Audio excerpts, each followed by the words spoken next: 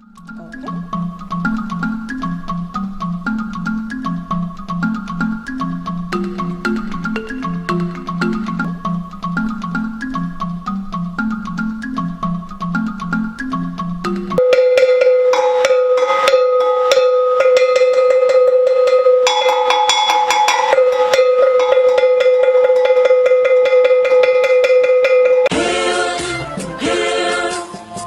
This land of glory, we the Ambazonia, special loyalty.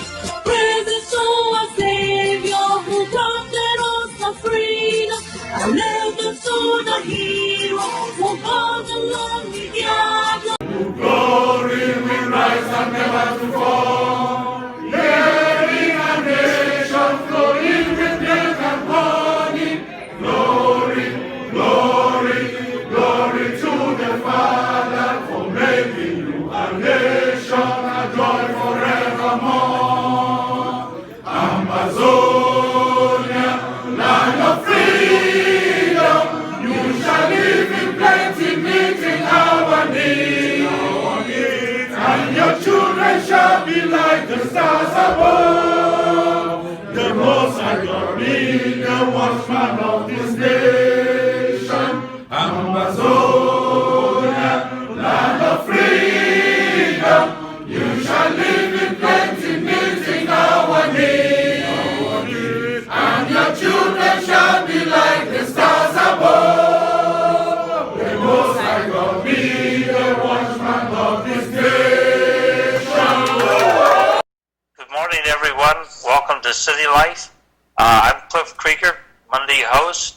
We're joined by Jim Peters, way out in the Highlands. In the studio is George Rulis and Kim Bang. Good So morning. that means we're going to talk about a lot of things this morning. So Fru's here, so we're going to talk about Ambazonia, the Anglophone portion of Cameroun. Fru, what's going on over there? Well, I thought I could bring you good news, Cliff, but unfortunately, in wartime, there is never good news. The government keep changing tactics and employing surrogates around the world and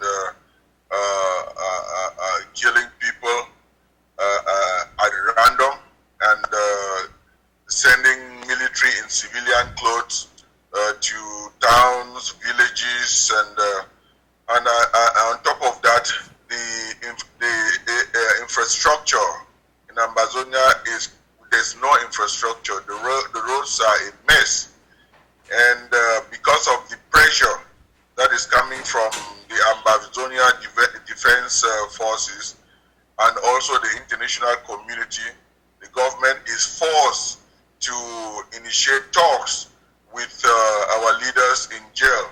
I think in the course of the program, we are going to discuss that. Is the Francophone government harassing Ambazonian people who are outside of Cameroon? Like, are they harassing people in the United States? Do you know? That's what I meant by the surrogate, Cliff. Most of us around the world, they have sent their secret agents everywhere because they believe that since most of us are out in the diaspora, we are fortunate enough to be breathing freedom in these blessed countries that are hosting us and giving us the taste of liberty and freedom. And we are using that same liberty that is being offered us to unite our brothers and sisters on the ground. So the government is not very, very happy. They consider us out here, and they are even making attempts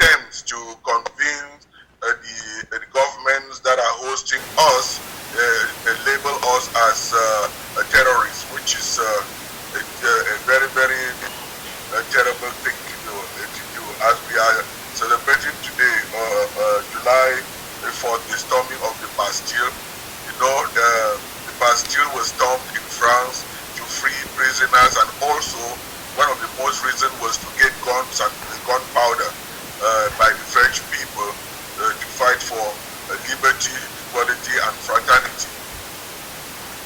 Which today you see France has its knee on the neck of Francophone Africa and in particularly Ambazonia. Okay. Does anybody else have a question for Fru about what's going on there? Well, I'm just kind of curious. Why are they attacking Ambazonia? What did the French gain from this? Well, very, very important question. You know, I have mentioned on this program, and without numbers, that Ambazonia and the whole of Africa can survive West, but the West and America and Asia cannot survive without Africa. If you see China now, everything is in Africa. You ask yourself why. You would really realize that the French economy, the French banking system is backed by African gold, African material. So it is all about economics. When once France declare today their own Independence Day and say liberté, égalité et fraternité, that liberty, equality, and fraternity, they are one country that are so mercilessly destroying Africa. Yeah, that's what I thought, but I wasn't quite sure. So, my understanding is that the leadership in Ambazonia who've been captured by the government, the Cameroun government, have entered into some form of negotiation. You got any additional information on that? Were they there in the Yaoundé Central Prison?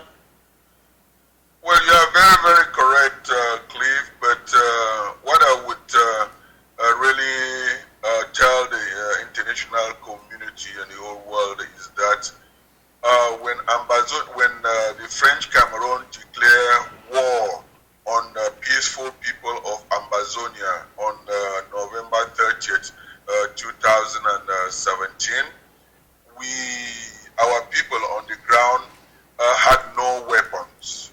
The French Cameroun made sure that they collected their farm tools, hunting rifles, and disarmed them completely. But as you would know, even in your own house, if someone barged in your house with a bazooka, and you would defend yourself by all means necessary. So they label the Ambazonian soldiers who were Ambazonian people who were defending their homes and fathers and parents, the young ones, the terrorists, and they wanted to sell that to the whole world. But unfortunately for them, the Ambazonian people stood up, and this war is now 4 years. And if you would imagine that a formidable army that is actually financed by France and also trained by Israel and even supported by, trained and equipped by the US, you will recall that in 2000 and I believe 2018 or 2016, the U.S. Army and 2017 withdrew their financial support to. So you would see that it is not out of love that the Yaoundé government is pushing for talks now. It is because of the pressure of people who have no arms, but they have stood.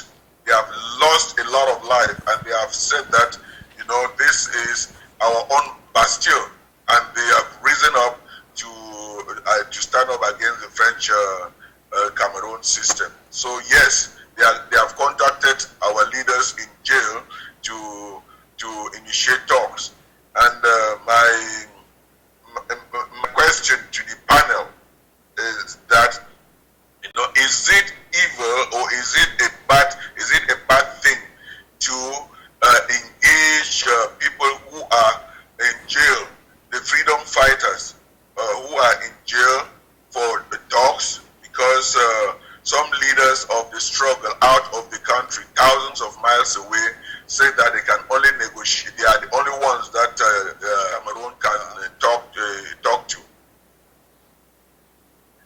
Well, it would seem that the revolutionary individuals would not be the same people that you don't want to negotiate with, because of the fact that they can't be free in their statement. Yes, Rich. What I mean is talk. There are difference between pre-talks and negotiations. Right. Because during pre-talks, you engage your enemy. You engage and postulate what they can say. But the only people who are close to the government are the leaders that they have in their control. So I think, wouldn't it be wise for the leaders outside to be able to support the people in jail so that they can engage the government and give them information as to how to prepare for real talks? And these people in jail, they've gone there with preconditions. These are pre-talks that are being set with preconditions for normal and negotiations to carry on. I think it's important that the people in jail and the people who are outside, the leaders who are outside, in fact, I think of you as one of those leaders who are outside, Fru. I mean, I don't, you're not the vice president or anything like that, but still you're an opinion former. They have to be united at some level, have some common understanding. And then I think that the fact that the government has decided it has to talk to the people it has in jail is an indication of a weak position, and I think that everybody needs to be working forward from there. The people outside have to support the people inside who are starting the conversation. I don't know, George, what do you think? I don't. I don't quite understand all of the issues. But I would rather have them sit down and talk about it than shoot them up. Again, I don't know exactly what's taking place. I haven't followed it much, so I'm out in left field on this one. Okay. Cliff? Yeah, go ahead, Fru. Yes, Cliff, I mean, you mentioned a very, very good point, but like I mentioned, the most important point that you have mentioned is that there should be unity between the leaders outside as well as the leaders inside. The leaders outside should be able to support the leaders inside because they are under tremendous condition. They are sacrificing a lot. But in the situation, there is a lot of bitterness and division, which, as you would understand, division can only make us weaker. United, we are stronger. And I would stress that these initiatives, these are pre-talks. These are pre-talks. And the French Cameroon government, as you have mentioned, they are being forced, their hand is really tied because of the economic hardship they are going through, the international pressure that they are receiving from the UN and other world powers that have been giving them a lot of money to sustain them. And I would also stress that these leaders in jail, they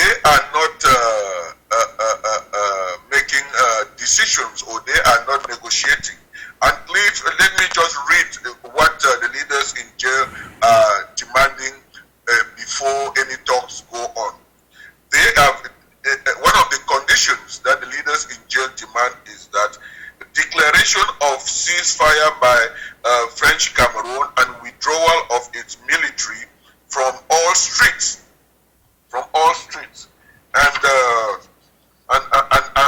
secondly, that the unconditional release and the general amnesty to all detainees arrested because of the conflict and locked up in various detention centers in Cameroon. Granting of an amnesty for all Ambazonian refugees around the world to come back home without fear of police harassment. And this includes the leaders in the diaspora. So that is very, very important. And also the setting up of a time frame for negotiation in the presence of a third party on a neutral soil. Are those not important preconditions to agree on before real talks go on? Well, I agree, except for one thing. I don't want you going back. I don't want you staying here in Lowell.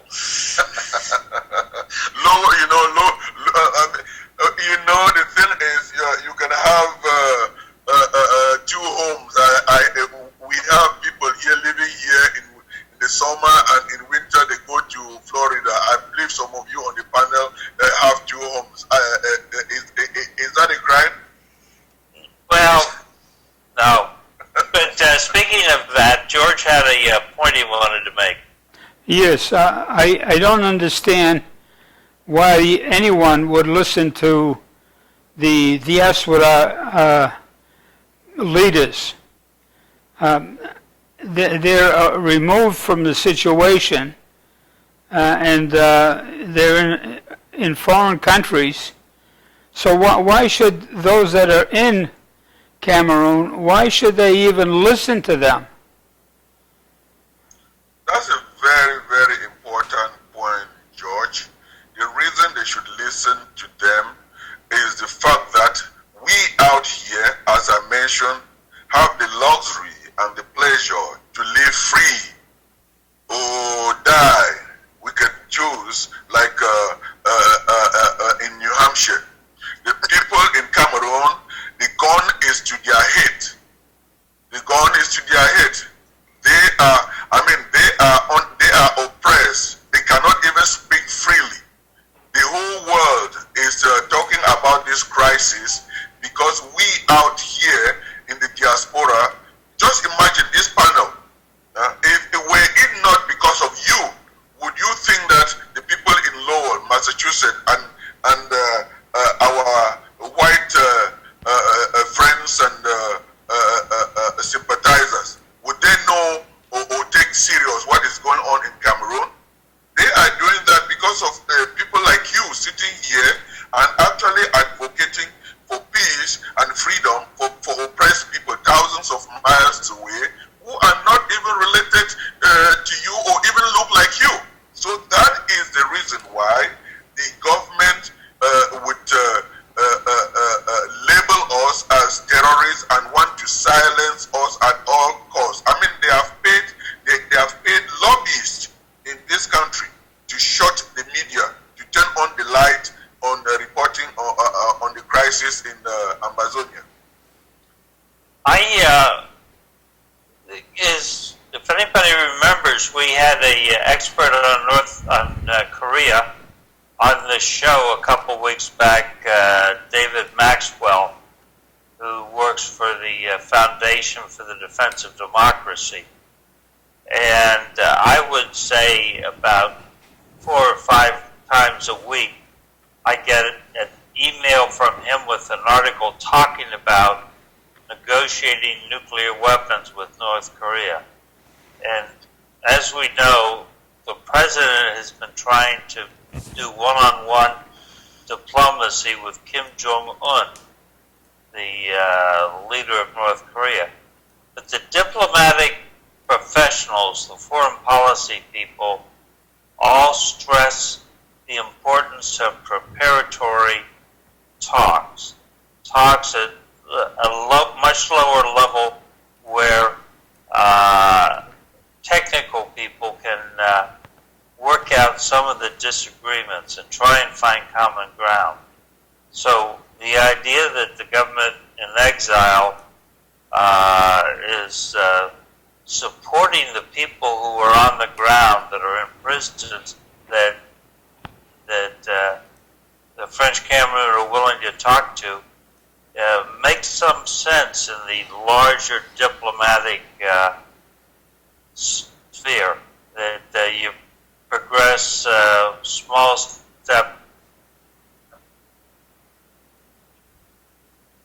Yeah, my question. Ambazonia, you could have a handshake with the leader of French Cameroon, and that would be it. But those things don't happen that way. My question that I asked about the diaspora is that is there an embassy in this country that represents Cameroon? Well, yes, there's an embassy in Washington D.C., and you would know that it is through this crisis that the whole world knows that they were and they are still two Cameroons, English Cameroon and French Cameroon. That embassy in Washington D.C., George, to your greatest surprise, Washington D.C. is not Paris in France. If you pick up the phone and call that embassy, they are going to respond to you in French. That is what they have done all over the world. So that when you ask what is Cameroon a bilingual country or just a French country? The first thing that comes to your mind is Cameroon is a French country. They have systematically done this silently and intelligently around the world. I mean, Cliff, if tomorrow you pick up your phone and call the Cameroon embassy in Washington, they are going to answer you in French. Before, if they know that, if they say that you are an American, that's when they can turn in English. So I would equally say that, as I mentioned, that the French Cameroon has its lobbies and the surrogates walking around the world with suitcases of money. Some of our leaders in the diaspora are unintentionally aiding and abetting them because they can fall in this trap. You know, money is the root to all evil. Well, that's true about money. But where is the representation for the government in exile in the diaspora? Well, they have a headquarters somewhere? That's what I'm trying to get at. Yeah, they are in Washington and scattered in the capitals of most Western countries. They are in Washington,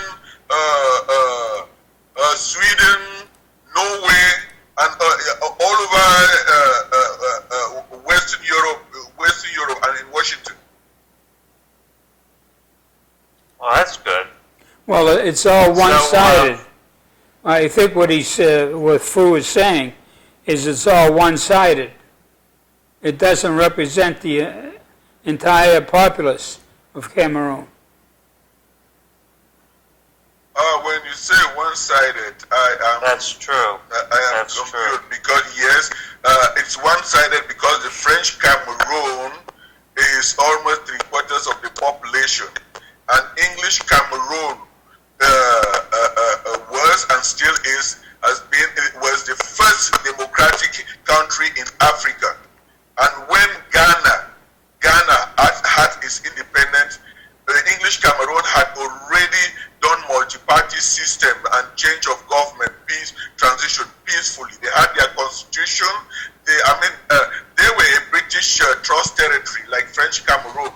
Even just to support that, when President Kwame Nkrumah of Ghana, the first president and the father of African Pan-Africanism, became president, the first place that he visited was English Cameroon, when French Cameroon was still under dictatorship and it has been ruled only by one political party.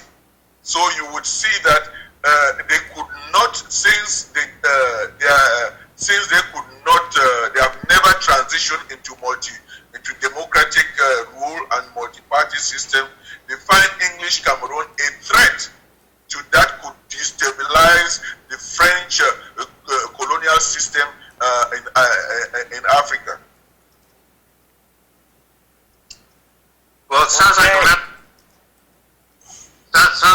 sounds like it's still not working out the way that you want it to.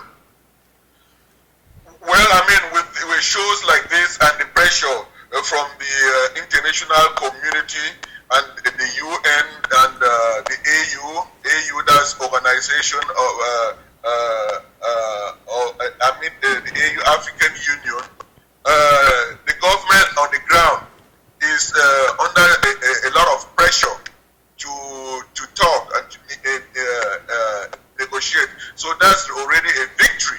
This is a government that has always and intentionally treated this crisis as internal. It is not internal, and deceive the whole world that English Cameroon is part of French Cameroon.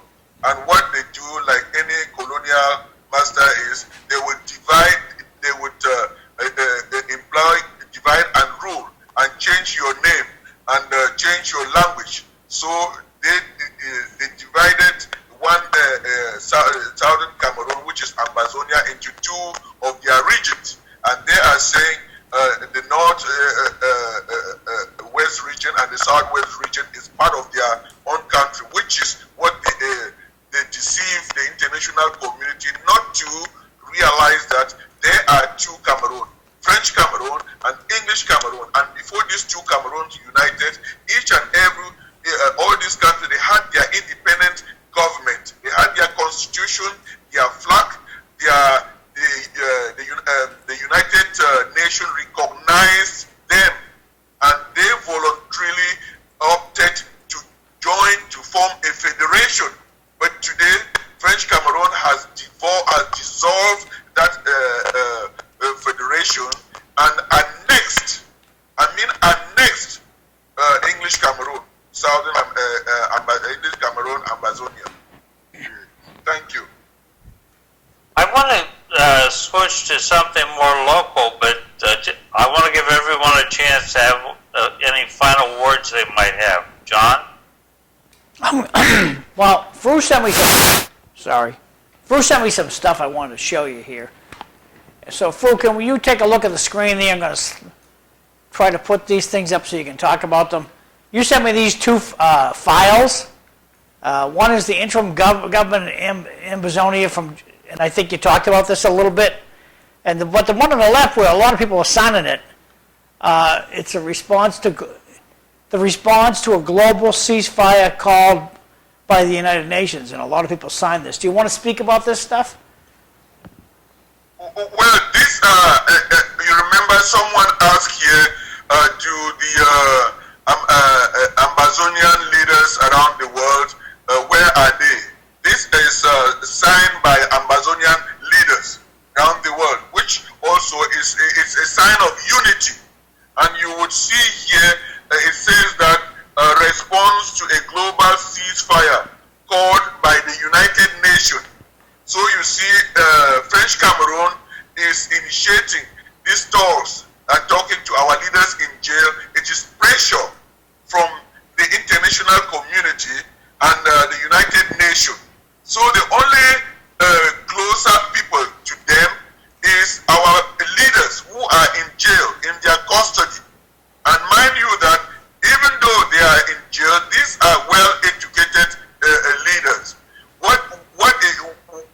What we fail to understand is that they are setting preconditions for talks. So I think our leaders in the diaspora should rally behind them, give them that moral support to be able to go ahead and lay the preconditions so that they can join them in real negotiation, because they come with a heavy hand and the support of the international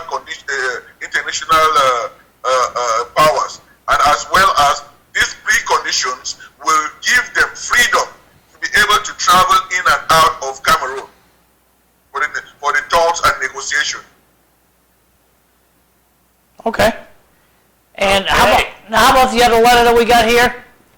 This one here. How about this guy? It's talking about the interim government of Ambazonia. Are we good with this letter? All set? Or you want to talk about it some more? Oh, no, that is the content of, that's the content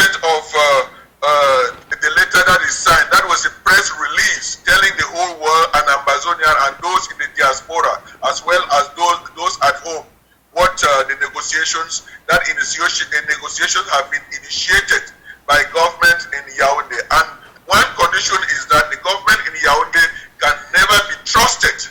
And they have displayed again and again that they act like a chameleon. So we should treat them like the Russians? Chameleon. They can change depending on the situation. And they should guarantee the whole world that they will stand by their words. Okay. Yeah. So what you're saying is we should treat them like the Russians? The United Nations should take a good look in the mirror and ask, what good are we really doing here? We let our own members come, sit in front of us, and lie right to our face that they're not killing anybody. Then we all go out to dinner afterwards, and we're just having a wonderful time here at the UN. I think the UN's job is to go after this and to make these people accountable for what they're really doing in the back. Okay, well, let's not get stuck in the weeds here, kids, okay? Where is the UN on all of these issues? Are they going out for dinner? What are they doing about it? What should they do about it? Well, that's a good question, John, and that is what you will ask.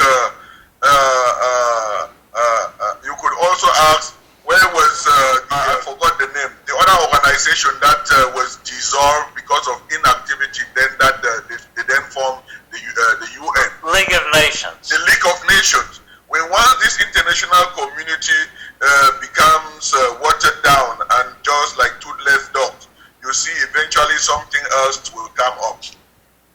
Well, and I would say that, John, you mentioned it very well. You cannot trust the French Cameroun in any negotiation until most of these powers sit down. And negotiations and talks should be in a neutral place, monitored and supervised by neutral partners. That is the African Union and Western powers, not France. Well, the problem with France is it's under the Security Council. Yes. And it shouldn't be on the Security Council. It did very little in World War II.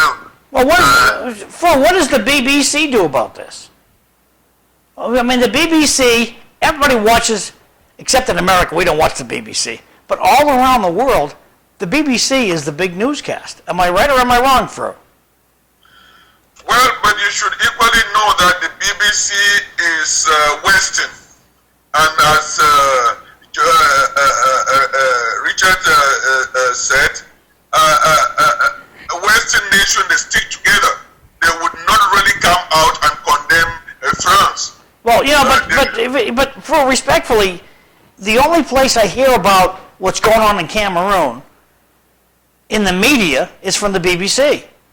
That is very. I should give BBC that credit too, because that's the voice. That's the media through which you can hear the BBC and Voice of America. And it seems to me, the only one that respects, that they respect their word is the media. Politicians will lay down and kiss the feet of the media. Why? Well, I don't know, but that's just how they feel about it. That the BBC has a lot, Britain has a lot to do with this, because it was Britain that actually messed up Ambazonia. So whatever we are doing, that we graciously accepted what they are doing, that they are trying to fix the errors that they made. But we want that support coming out of BBC to be matched with actions by British politicians, the British Parliament, the British House of Lords, to support Ambazonia like France is standing behind French Cameroon. Okay, I agree. For why I got Jim is our expert on the UN. So, do you have any words of defense for Turtle Bay? No, the UN in this case is not is not keeping up its relationship with Cameroon. And True's right; they need to be working together with the people in the English-speaking world, and if they were working together, there would be a lot more movement on the part of the Ambazonians. Yes. So, I'd like to shift. On the other hand, there are apparently, in the in-term up here in the low areas, social determinants of health. When we look at the fact that blacks are 6.5% low, but they're 18% of the coronavirus cases, that indicates that there is something going on. It's either genetic or it's social, cultural, or it's systemic racism. And I think that needs to be explored. So, to that extent, I agree with the public health emergency. Now, there's a letter out there, and they've got 5 steps, and I'm going to mention them, and I think we're going to talk about them just a little bit. Step 1, articulate and communicate the city's commitment to diversity, equity, and inclusion, and talk about its objectives and strategies. I mean, that seems pretty straightforward and acceptable to me. How about you guys? Step That's 1. straightforward. Yep. George? I don't have anything to say about it because I think this is a farce. The whole thing is juvenile, and I don't think we have the problems that these people are saying we have. As far as the city council, I certainly hope that they do not classify this thing the way it's supposed to be. And it's not racism. The racism that comes about, in my mind, is those people that are creating the problem and not solving the problem. I think the city of Lowell has done everything it could to solve problems before they've happened in many instances. I think our police department has done a fantastic job. I think the city council, well, some people have done a pretty good job, but for them to protest, what are they protesting about? What problems do we have? Has anybody actually sat down and discussed what problems we have? No, I don't even want to hear the 5 points because it came from a source of people that I think are just looking for, printed space in a newspaper. And I'm just fed up this nonsense that we have a problem. We don't have a problem in Lowell. I mean, when I was going to school, I was called all kinds of names because of my last name. But they got over it.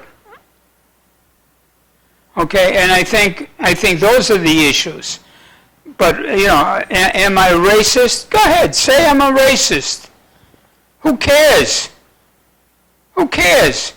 But I do have a right of freedom of speech, and I don't want to be hamstrung because somebody says, I don't like the way you said it, you're a racist. Give me a break, will you? This is garbage, and I think the city council should take a good hard look at themselves and say, hey, when I was going to school, did they call me names? Absolutely. I defy any one of those people that are sitting presently in the city council if something hasn't been said to them that is derogatory to them, to their physical character, or anything else.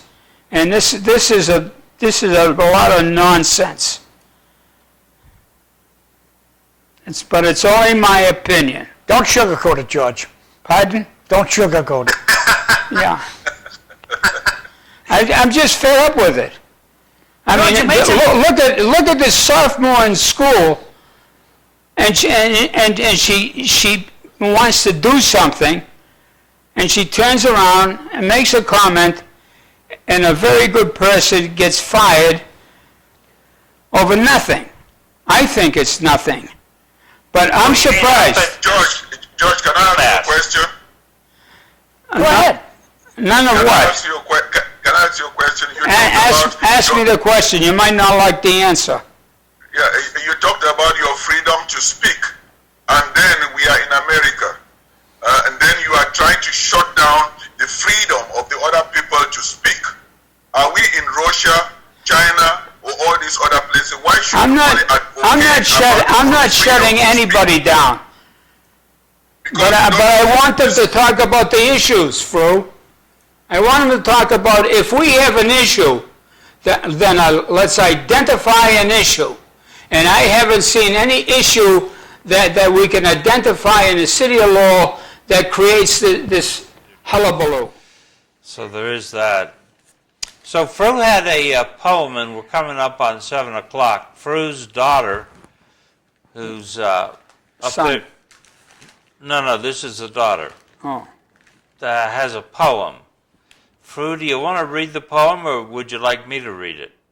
Oh, Cliff, it would be lovely if you read it, please. That's the poem written by my daughter, Mankind Kimbem. She is a graduate of Lowell High, UMass Amherst, Boston University, and she had her PhD in nursing and public health from John Hopkins University, and she's a professor at University of Minnesota now. You must be very proud. Very, very proud of her. Yeah. Minnesota, yeah. So here's the poem. If another person asks me how I'm doing, I'm going to scream. How do you think I'm doing? How do you think I've been doing? How long have you known me? How does my pain now concern you? How do you think I'll be doing tomorrow? Even before I was born, my brothers and sisters have and are being killed for no reason. Emmett Till, George Floyd, Sandra Bland, Breonna Taylor, too many to name. Where were you then? Did you see me hurting them? Did you see me hurting then? How do you think I've been doing? What makes you think you deserve a response today? Your white privilege, your peace of mind, the fact that you don't fear walking down the street, the fact that you only represent yourself and I represent us all? Should I be grateful that you finally recognized my pain? Actually, having you recognize my pain, do you understand why and how I hurt? Do you understand the part you're playing in my pain? Is it because you care, feel guilty, or because it's the flavor of the moment? If this is just going along with the flow, please let me be. I need all my energy. I need to pray for brothers. I need to pray for sisters. I need to be strong for my siblings and community. If you've recognized my pain, great. Here's how I'm feeling. I am angry. I am sad. I'm afraid. I'm feeling all of these at the same time, together and continuously. Now you know, and you can help. Listen to me. Listen to my brother. Listen to my sister. I mean, listen to us. Fully listen. And that's the poem. It's a pretty powerful poem. Very, very nice. And you know what? It also applies to other nationalities. Yep. Yes, it does, yeah. Thank you, Cliff. So, but it's not just a U.S. problem. Would your daughter like to be teaching in a university in Bamenda right now? Of course. I mean, once you are a university professor, I mean, the name university means you are a teacher in the universe. So she would, the knowledge that she has acquired in this country, thank God, that knowledge will be applied everywhere. And as we are reading this poem from her own mind, you would see that the poem doesn't, it goes cross cultures, it goes international and universe. It's about humanity and mankind. Yes, it is. It comes across very well too. Thank you. So, are you going to send this to the Lowell Sun and see if they'll print it? I wish, would you do that? How can I do that? You just send it to the Letter to the editor. editorial office. Okay, I will send it to Chris Scott. Chris Scott, that That'll would be work. good. And I'll send him an email too. Okay. So, your son came back for the Monday. What do we call that? A listening session, a protest, a demonstration by the high school students on Monday? Well, he went back to his alumni, Lowell High. Yes. And he said, and what, he just graduated from Suffolk? Yes, he graduated from Suffolk. He's going to law school. Oh, one of them. The lawyer. Weekend.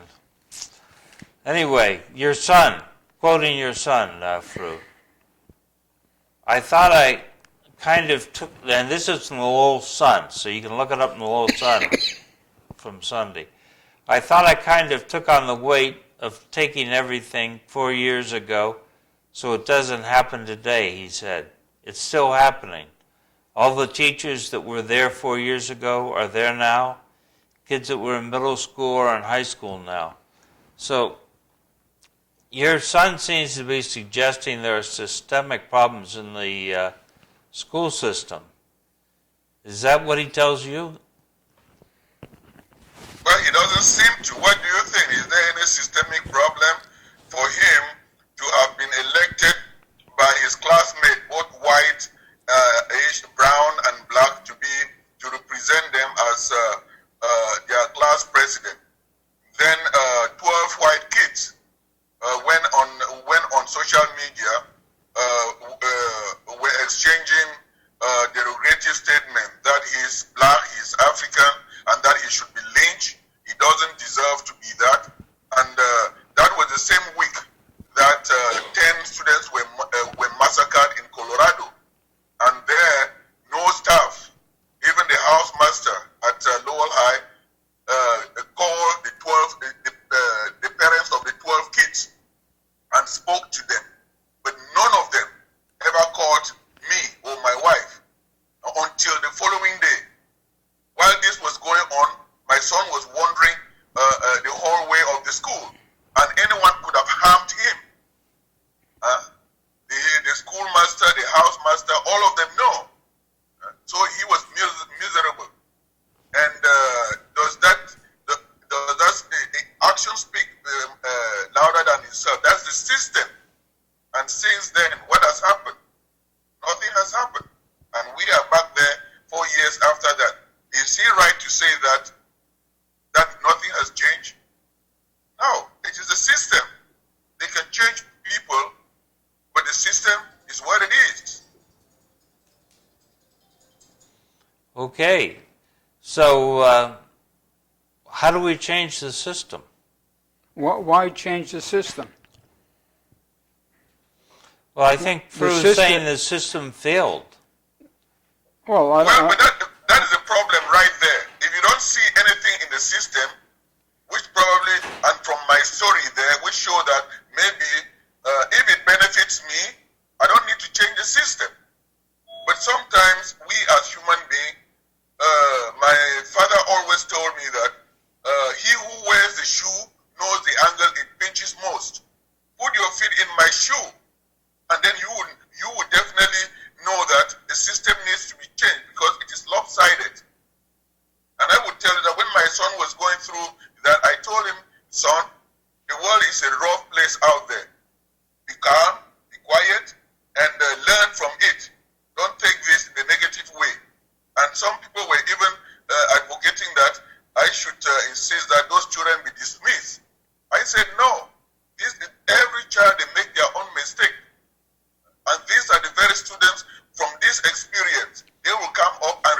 system and change the system.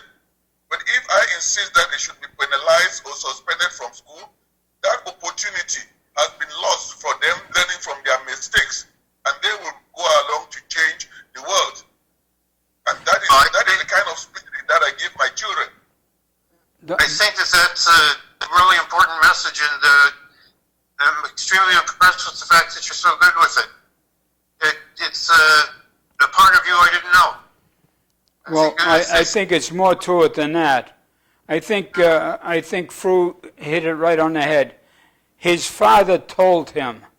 So it starts at the home. It really doesn't start in the school. We had a problem 4 years ago where a school committee member was embarrassed because the school committee member's son was making racist comments out on social media. That's not a good thing. The world does not come to an end. It's not a good thing, but it's only one individual. And Cliff, and if I can say that there are people like this who would say that yes, it's one individual. Let's push it on the rock, under the rock. But that is the tip of the iceberg. And if we fail to acknowledge that, and we only advertise that Lowell is a mosaic, Lowell is a melting pot. It can only be a melting pot if it pleases us. But it doesn't. We cannot stand up for all. I believe in the theory that the power of the people is more important than the people in power. And we, the people, will one day serve in power.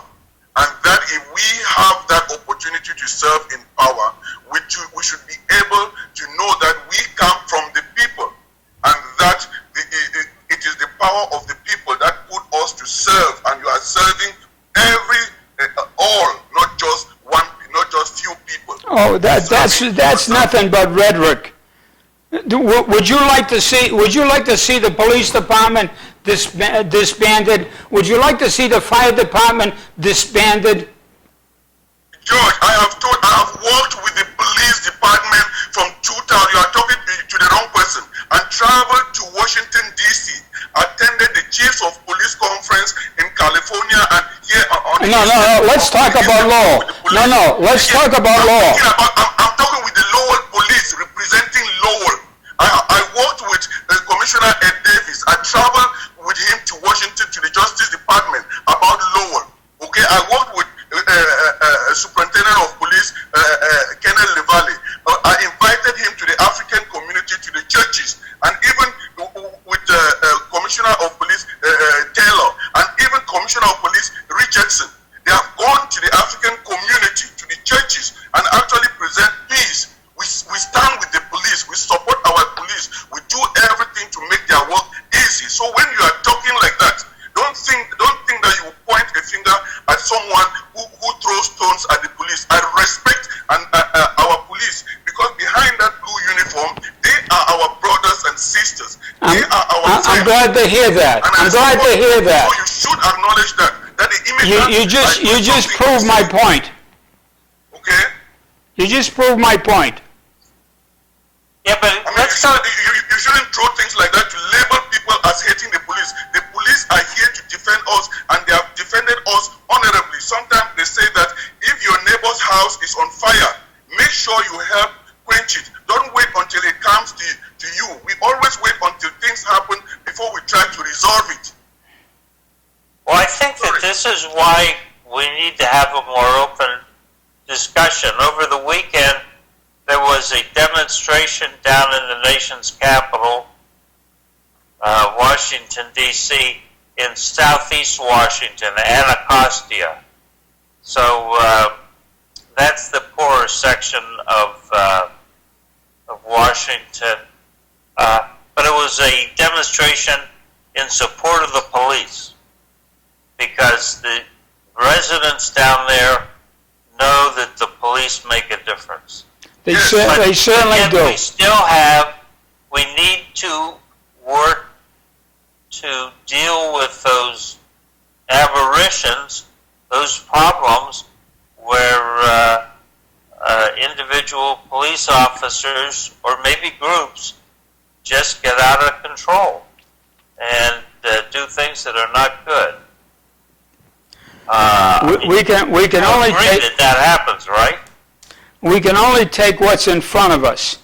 If our city is run right, and we have peace and harmony, at least reasonable peace and harmony, then I don't see any of these issues.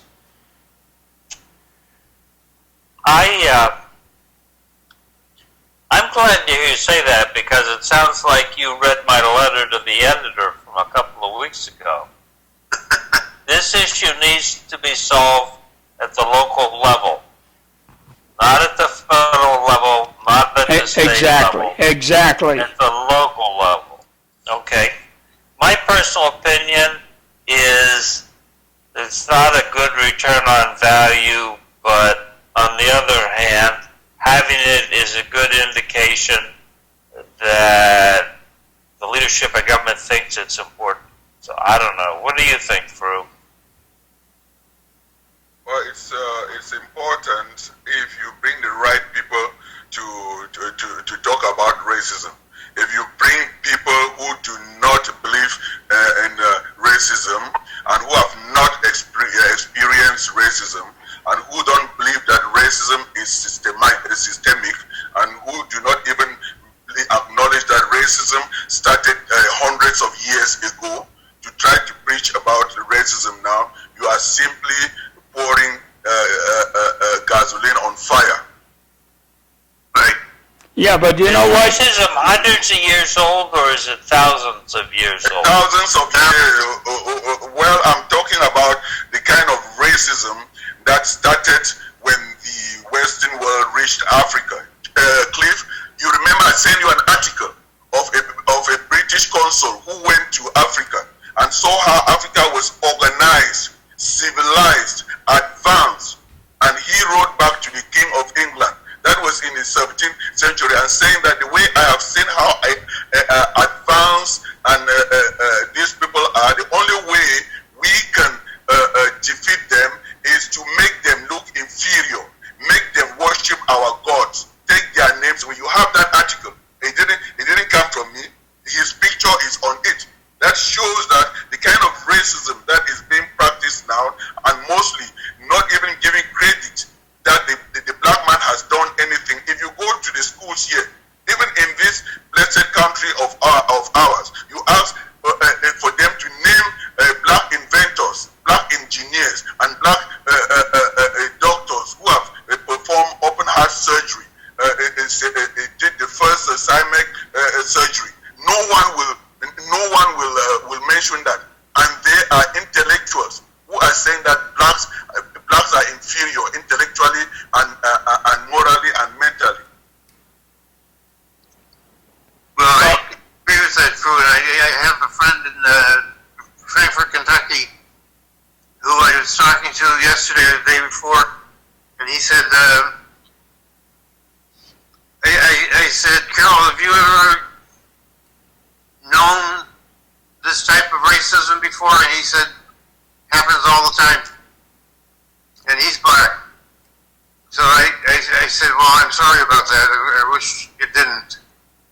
But you tell me whether you have read any book written by an African about Africa, or in general, have you read any book written by anyone about Africa?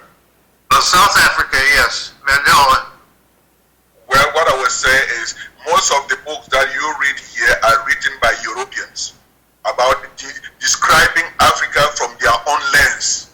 You better, if you want to understand someone, as I said on this show, you walk in that person's shoe, because when once what the Europeans have written about Africa, and they have painted Africa as evil, and that is the reason why you see most Africans and most black people will not identify with Africa, even though it's the richest continent that has all the world and everything, and that is where education even started.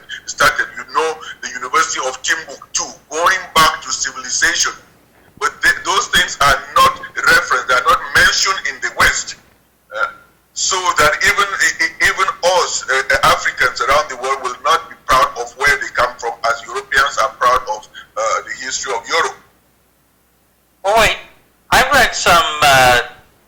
tourist guide from about 800 years ago written by some African. Who was that? Remember that book?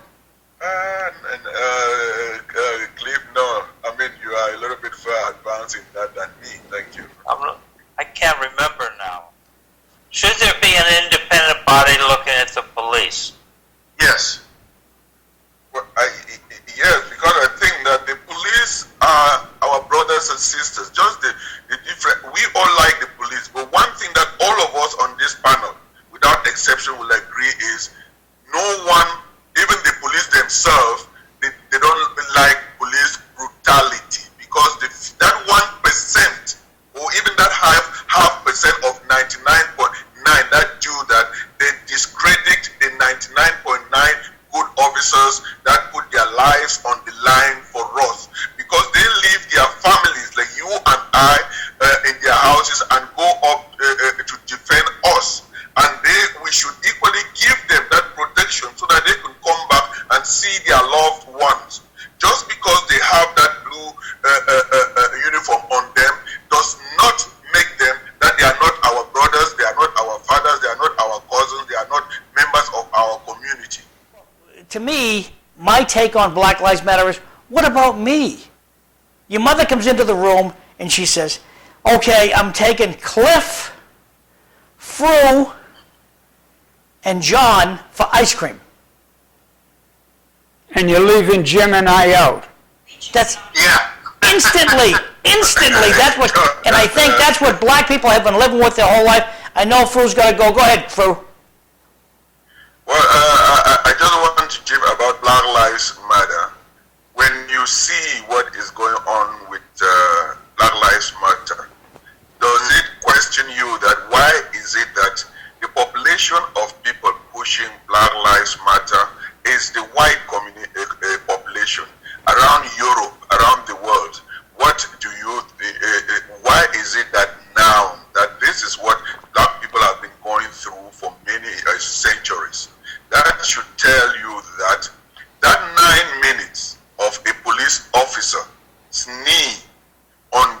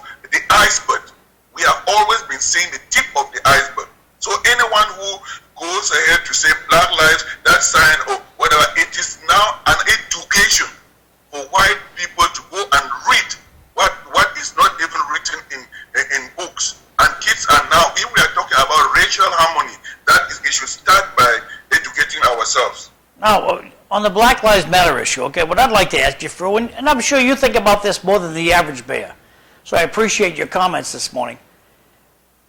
But respectfully, okay, what about all the abortions that we're seeing going on right now? What about all the murders that happened over the weekend in Chicago, in Detroit? Not that I even know a number, but I know in New Orleans. They never get any press. When a black person kills a black person, when a black woman has an abortion, why is this not at least thought about or talked about? Over to you, Fru. If you can answer, fine. If you can't, I respect that too. John, the thing is, that's a diversionary tactics. Approach problems head on. Solve a problem. That all of these are problems. Don't bring another problem to divert people's focus on solving an ill. That is not a way to solve problems. When you see people who do not want advancement, when they see someone trying to turn the switch on, they will be struggling to turn that switch off, so as to confuse people, and that there are these other things, there are these other. The government is made to handle multiple issues. We are human beings because we live by solving problems. That's the difference between you and I who breathe. Well, respectfully though, You're not answering John's question. I just want to say this, Fru, okay? It's okay, so this guy, a cop kneeled on his neck and killed the guy. Absolutely, positively wrong, okay? How many other people died in Detroit that weekend that a black on black killed a person? And I'm just asking the question, Fru. I'm not meaning to... I'm equally saying that those are wrong things, George, but we solve them. George, probably I may run off. If I may just end up by this, I have a huge request to make on your show, which is that you, all of you, as Cliff alluded to it earlier, that in 2016 there was a racial issue at Lowell High, and I quite remember that involved my family. We met in a room with 12 parents of the kids who wanted to lynch my son because he is black and because he was voted by his white friends, Asian friends, and blacks to be the president of this prestigious school that we have here in the city. Those parents, we met in the house at the superintendent's office on Merrimack Street with them. As we walked in, they were crying. They thought that we were going to sue or advocate that their children be dismissed or suspended from school. We said that I and my wife, we tell them that, we have children. Children have to learn from their mistakes, and that we do not want these children to be dismissed from school or suspended. And then we wanted that it should be a learning lesson for them, and that we parents, we even agreed on that night that we will form a parent group so that we can walk around this racism issue. And my plea here is, those kids are graduates now from universities. They are out into the world. I would be very, very happy if they can reunite with the current atmosphere in the country now and express their experience and what they have learned and how they can use their experience at Lowell High to be able to change Lowell and change the world and make it a better place. And also for those parents to also unite with us to see how, from our own experience, we can bring a positive impact that will make Lowell okay. And I'm going to give you the last. I'm going to give you the last word. Okay, thank you very much. I think this August panel, all of you have very great minds, and we learn from each other. And I hope that our audience too appreciate our time sharing our personal opinions. And I pray that the people out there should not take it personal. And if they do take what we say, share our views personal, I mean, that will be stifling and freedom of speech. And I really enjoy this wonderful panel and giving me the opportunity, and for you devoting your time to learn about Ambazonia. And this show has really, you have devoted a lot to talk about Ambazonia, and those our audience who are tuning on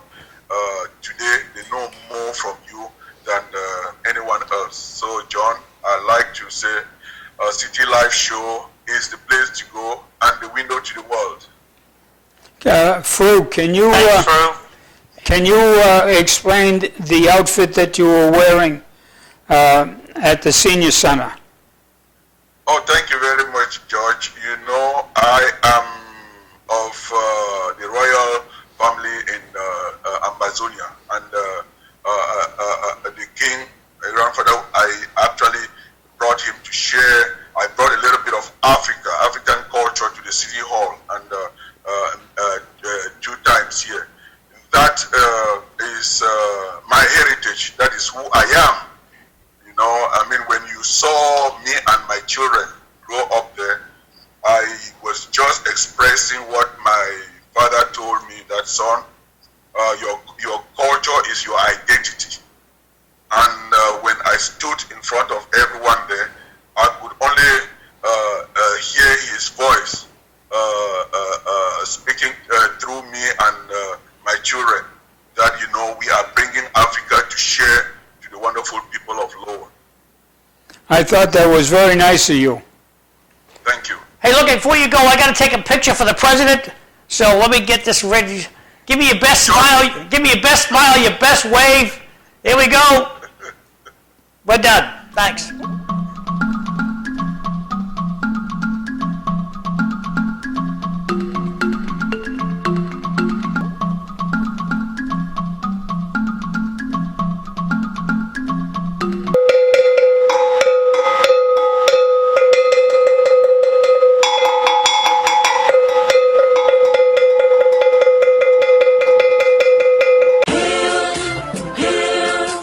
Hail this land of glory, we the Ambazonia, special loyalty. Praise the soul of Savior who granted us the freedom, and left us to the hero who fought along with Diablo. Glory will rise and never to fall. Hearing a nation flowing with milk and honey. Glory, glory, glory to the Father for making you a nation, a joy forevermore. Amazonia, land of freedom, you shall live in plenty, meeting our needs. And your children shall be like the stars above. The Most High God be the watchman of